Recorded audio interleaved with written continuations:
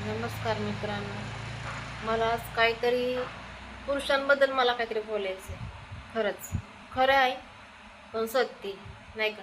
कुणाला काय वाटायचं ते वाटू दे, पण जे आहे जे घडते मी जे बघते डोळ्यांनी तेच मी तुम्हाला सांगणार आहे नाही का.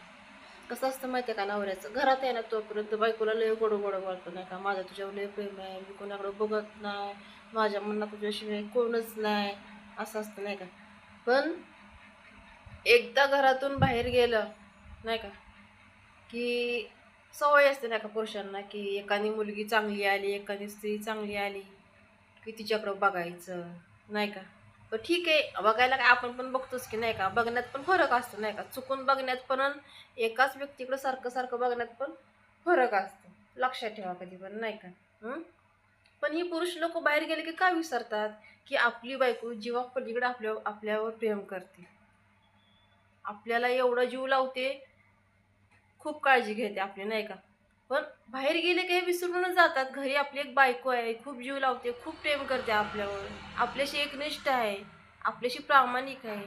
आपण तिला नको, तुझ्याशी असं नको वागायला, काय परक्या बाईकडे बघायचंय. आपल्याला आहे ना बायको एवढी जीव लावणारी. तरी पण ही पुरुष लोक का म्हणून बाहेर गेले की परक्या बायकांकडे बघत असतील बरं, कशासाठी बरं? हम्म. हम्म.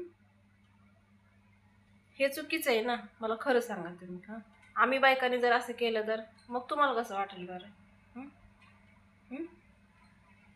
खरंच मी तुम्हाला खरंच खरं सांगायचं तर नाही, ह्या जगात असं झालं ना, जो माणूस प्रामाणिक आहे ना त्यालाच नेहमी धोका मिळत असतो, कधी पण बघा तुम्ही. म्हणून कुणावर तुम्ही विश्वास ठेवू नका. विश्वास ठेवा, पण एवढा पण ठेवू नका तुम्ही. डोळे झाकून विश्वास कुणावर ठेवू नका, कळलं का. कुणावरच ठेवू नका, कारण कधी कोण धोका देईल सांगू शकत नाही, कळलं का. म्हणूनच लक्ष ठेवा.